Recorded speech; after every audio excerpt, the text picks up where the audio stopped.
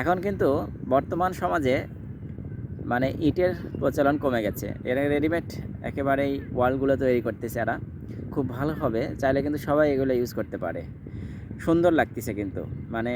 কিন্তু আমার মনে হয় এই স্টিলগুলো যে দিতেছে আর একটু থিকনেস মানে মোটা স্টিল যদি দিত, মানে 8 mm স্টিলগুলো যদি ব্যবহার করতো, দাম একটু বেশি নিক কাস্টমাইজ করার সময়, কিন্তু যারা ক্রেতা তারা কিন্তু উপকৃত হতো। কারণ এই রডগুলো যদি একটু মোটা হয় এটি অবশ্যই টেকসই বেশি হবে।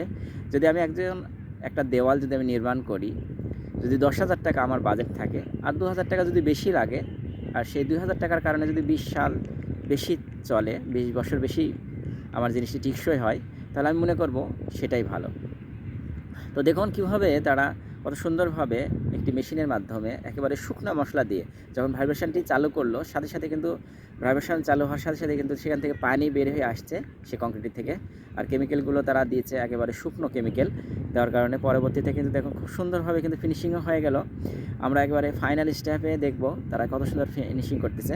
এখন যারা বাউন্ডারি করতে চান সুন্দর সুন্দর করে এই জিনিসগুলো দিয়ে কিন্তু বাউন্ডারি করতে পারেন, বা পার্টিশান যেগুলো দেওয়াল আছে ঘরের ভিতরকার যেগুলো দেওয়াল, সেগুলো কিন্তু এই ওয়ালগুলো দিয়ে করতে পারেন। এখানে কি করতে হবে, দুই দিকে যে পিলিয়ার রয়েছে সেই পিলিয়ারের 5 সেন্টি করে ডিপ থাকতে হবে। সেই ডিপের ভিতরে এই জিনিসগুলো সাজিয়ে তুলে পরে সিমেন্ট দিয়ে সেটি ফিল আপ করে দিলে এটি মজবুত হয়ে যাবে। আর অল্প মানে জায়গাও সংকীর্ণর কারণে এটি ব্যবহার করতে পারেন, আবার অল্প খরচের দিকেও আমি মনে করি খরচও কম হবে।